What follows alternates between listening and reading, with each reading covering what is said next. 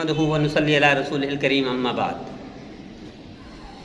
لقد كان لكم في رسول اللہ اسوۃ حسنہ۔ اللہ تعالیٰ ارشاد فرماتے ہیں کہ میرا نبی تمہارے لیے رول ماڈل ہے، نمونہ ہے۔ المیہ دیکھیے، آج ہم مسلمان بچیاں ان کا رول ماڈل ہندو ہیں، یہودی ہیں، بدھ مت ہیں۔ ہمارے نبی سے پہچانتے نہیں بچے، معرفت نہیں ہے، قدر بھی نہیں کرتے، انہیں پتہ ہی نہیں ہے۔ اب فرماتا کہ حضرت شیخ الحدیث ذکر رحمۃ اللہ فرمایا کرتے تھے کہ دنیا کا سب سے بڑا ڈاکٹر جس قوم کے پاس موجود ہو، وہ گلی کے ڈنگر کے ڈاکٹر سے علاج کروائے تو اس کی عقل پر ماتم کرنا چاہیے۔ میرے استاد محترم شیخ الاسلام حضرت اقدس مولانا تقی عثمانی صاحب فرمایا کرتے ہیں، میاں جو چاہتے ہو اللہ وہ کرے گا، لیکن اللہ سے گپ شپ کیا کرو، اللہ سے باتیں کیا کرو، جو مسئلہ آپ کہے اللہ کے سامنے رکھا کرو۔ کون سا مسئلہ ہے جو اللہ حل نہیں کر سکتا ہو؟ کون سی ایسی پوزیشن ہے جو اللہ بہتر نہیں کر سکتا ہے؟ کون سی تکلیف ہے جو اللہ دور نہیں کر سکتا؟ کون سی دعا ایسی ہے جو اللہ قبول نہیں کر سکتا؟ جو رب شیطان کی دعا کو بھی قبول کر لیتا ہے، جو رب فرعون کی دعا کو بھی قبول کر لیتا ہے، جو رب جانوروں کی دعا کو بھی قبول کر لیتا ہے، وہ رب مسلمان کے لیے کار کر سکتا ہے۔ لیکن ہم کیا کریں؟ نبی کریم صلی اللہ علیہ وسلم کی فرما برداری کریں۔ اس فرما برداری میں یہ طے کر لیں کہ ہم نے نافرمانی سے بچنا ہے۔ ہم فرما برداری تو کرتے ہیں لیکن نافرمانی سے نہیں بچتے، تو نافرمانی سے بچنا ہے، اصل یہ کام ہے۔ فرما برداری میں کمی کوتاہی بھی ہو، نافرمانی نہ ہو کسی کے درجے میں، تو یقیناً کہیں نہ کہیں کنارے رکھ جائیں گے، کشتی پار ہو جائے گی۔ اس میں سب سے بڑا شعبہ اس وقت ہمارے وطن عزیز پاکستان میں وہ ہے برائی ایک دوسرے کی۔ سیاسی اعتبار سے برائی کرتے ہیں، مسلکی اعتبار سے برائی کرتے ہیں، پارٹی کے اعتبار سے کرتے ہیں، سلسلے گروپ کے اعتبار سے کرتے ہیں، قومیت کے اعتبار سے کرتے ہیں، شہر و صوبوں کے اعتبار سے بھی کرتے ہیں۔ یہ کینہ اور بغض اور اس کے پیچھے جو پھر برائی ہوتی ہے جس کو غیبت کہتے ہیں وہ عام ہے۔ دیکھو نبی کریم صلی اللہ علیہ وسلم نے کیا ارشاد فرمایا، الغیبۃ اشد من الزنا، زنا سے بڑا جرم ہے غیبت۔ لیکن زنا کو تو جرم سمجھتا ہے ہمارا مسلمان، غیبت کو جرم نہیں سمجھتا۔ تو آئیے اس غیبت سے، نبی کریم صلی اللہ علیہ وسلم کی نافرمانی ہے اور یہ حرام ہے کتے کی طرح۔ آج کتا کسی کے خلاف مسلمان کو نہیں کھائے گا لیکن غیبت کرے گا، یہ کتے کی طرح جرم ہے۔ تو آئیے پھیلائیں اس کو کہ دیکھیں اللہ کیا کہہ رہا ہے۔ ہم مسلمان کے لیے نرم نہیں ہوتے، مسلمان کے لیے سخت بن جاتے ہیں، دوسرے مسئلہ کے لیے سخت ہیں ہم، دوسرے پارٹی کے لیے سخت ہیں ہم، مسلمان کبھی سخت نہیں ہوتا۔ میرے نبی نے فرمایا اللہ نرم ہے، نرمی کو پسند کرتا ہے، نرمی والے کو جنت دے گا، نرمی والے جنت زیادہ ہوں گے۔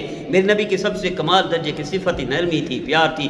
میرے نبی نے زندگی بھر ایک جملہ بھی ایسا نہیں بولا جس میں کافر کو تکلیف پہنچی ہو، تو مسلمان کے لیے کیا کہنے۔ زید رضی اللہ جیسی ہستی ایسے تلوار اٹھائی تو کافر نے کہا لا الہ الا اللہ محمد رسول اللہ، دو ٹکڑے کر دیے۔ پھر نبی کریم صلی اللہ علیہ وسلم جو غصہ فرمایا، کاش میں آج ہی مسلمان ہوتا، یہ آج ہی پیدا ہوتا۔ تو یہ ایک کافر جو کلمہ پڑھ لے اس کی عظمت ہے۔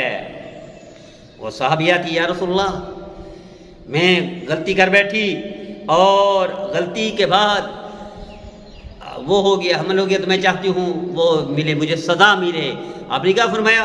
یہ بچہ ہے پیٹ میں، یہ پیدا ہوگا تو تب سزا ملے گی۔ پیٹ کے بچے کے لیے سزا مؤخر کر دی، شرعی سزا۔ تو اس بچے کی اہمیت، مسلمان کی اہمیت کیا ہوگی؟ ہم نہیں سمجھتے مسلمان کی غیبت کر کے، برائی کر کے۔ آئیے حضرت ابن عمر رضی جو سب سے زیادہ متبع سنت تھے صحابہ کرام میں سے، سارے صحابہ متبع سنت تھے، حضرت ابن عمر سب سے بڑے ہوئے تھے۔ ان کے سامنے ایک تابعی نے کہا حجاج بن بڑا ظالم ہے۔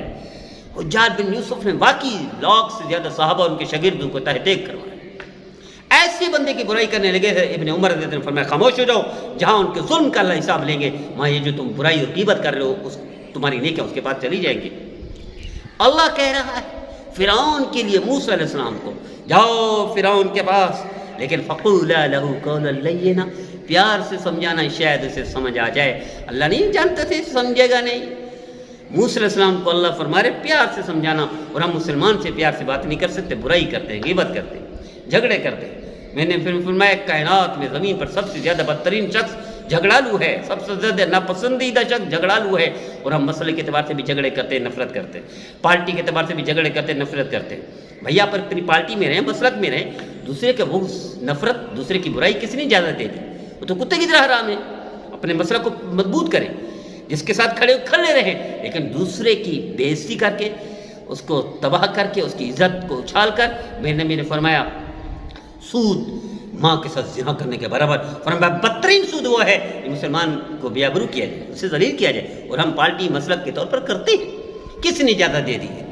آئیے طے کر لیجئے کہ نبی کریم صلی اللہ علیہ وسلم کی امت کے ساتھ نرمی والا معاملہ کریں گے، غیبت اور بہتان، الزام تراشی یا غیبت نہیں کریں گے۔ حضرت عیسیٰ علیہ السلام نے فرمایا کہ تم کیسے ہو اپنے سوئے ہوئے بھائی کا گوشت کاٹ کر کھاتے ہو؟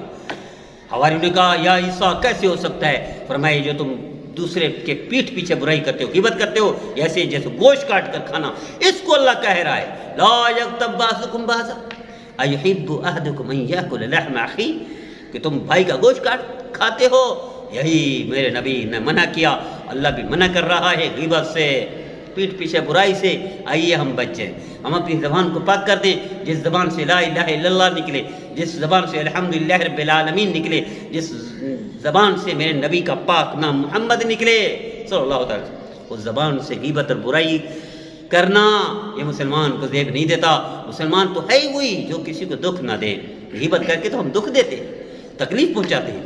تہجد پڑھنا بہت آسان ہے، عمرے کرنا بہت آسان ہے، قربانی کرنا بہت آسان ہے، زبان کو پاک کرنا، زبان کو مسلمانوں کی غیبت اور برائی سے بچا دینا اس سے بڑھیا نیکی ہے، لیکن ہم نہیں کرتے۔ آئیے طے کر دیں، آج کے بعد میرے بھائی میرے بہنیں اپنی اس پر توجہ دیں۔ دیکھیں نیکی کرنا کوئی کمال نہیں ہے، اچھی بات ہے نیکی کرنا، کمال نہیں ہے۔ نیکی کرنے سے زیادہ نیکی کو بچا کر قبر تک لے جانا یہ کمال ہے، جو مسلمان بھائی اور بہنیں نہیں حاصل کرتے، ضائع کر دیتے ہیں۔ اگر آپ نے عبادت کی، کسی مسلمان کی غیبت کر دی، آپ کی عبادت ضائع ہو گئی۔ نیکی کا کام کیا، کسی کی برائی کر دی، نیکی ضائع ہو گئی۔ کیوں دشمن ہو؟ میرے استاد محترم شیخ الاسلام حضرت اقدس مولانا تقی عثمانی صاحب فرماتے ہیں میاں ساری زندگی کی نیکیاں دشمنوں کے حوالے کر کے جاتے ہو۔ پوچھا گیا حضرت یہ کیسے؟ فرمایا جس کی برائی کرتے ہو، غیبت کرتے ہو، ساری نیکی اسی کو دے دیتے ہو، اس کو دشمن سمجھتے ہو تبھی برائی کرتے ہو، تبھی اس کی غیبت کرتے ہو، دشمن سمجھتے ہو، پھر ساری نیکیاں دشمن کو حوالے کر کے مرنا چاہتے ہو۔ اجڑ گیا وہ باغ جس کے لاکھوں مالی تھے، سکندر جب اس دنیا سے گیا تو دونوں ہاتھ خالی تھے۔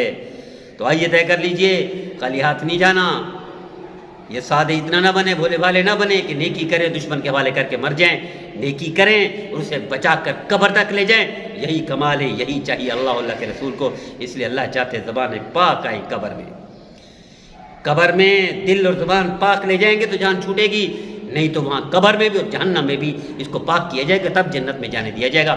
گندا دل گندی زبان جنت میں جانے کے قابل نہیں ہے، اسے دھلائی کرنی پڑے گی قبر میں اور جہنم میں۔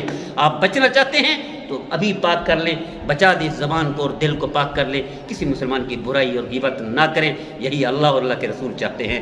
مجھے امید ہے میرے بھائی میرے بہنیں 100% اس پیغام پر خود بھی عمل کریں گے، دوسروں کو بھی کرائیں گے، خود بھی سنیں گے، دوسروں کو بھی سنائیں گے۔